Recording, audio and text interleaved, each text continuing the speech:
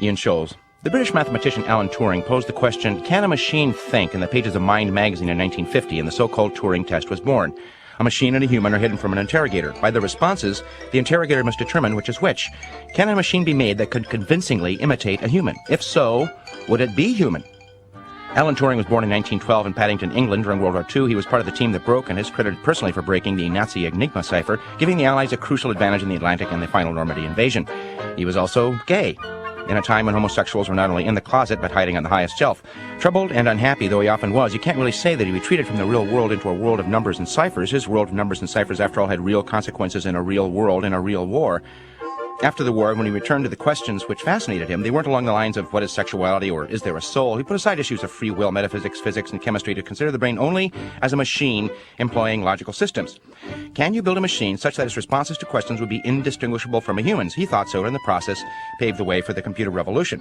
In 1952, Turing was prosecuted under the Gross Indecency Act because of his homosexuality and forced to undergo estrogen treatment, which was supposed to suppress his unnatural urges. This savior of England endured the humiliation and the public exposure of his homosexuality with apparent aplomb, but took his own life in 1954. In his Can a Machine Think essay for Mind, he made a list of human attributes which hypothetical skeptics might claim a machine could never have. A machine could never, quote, be kind, resourceful, beautiful, friendly, have initiative, have a sense of humor, tell right from wrong, make mistakes, fall in love, enjoy strawberries and cream, make someone fall in love with it, learn from experience, use words properly, be the subject of his own thought, have as much diversity of behavior as a man, do something really new, unquote. To which Turing answered, essentially, how do we know it can't? He suggested making a child machine, a blank slate that could be educated to be indistinguishable in its responses from a human.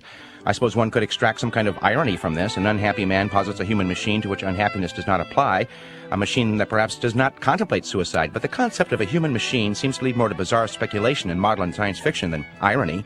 One of the unintended consequences of the Turing test have been movies like Blade Runner, AI, or even Millennium Man, in which machines like Pinocchio yearn to be human. But thinking machines do not loan themselves to irony, at least not yet. I gotta go. Isn't there a speed limit on how fast a person can talk? No, I'll ignore that, John. Ian Scholl's 60-second profiles of philosophers can be heard semi-regularly on Philosophy Talk. Ian Scholes, when you just don't have time for more.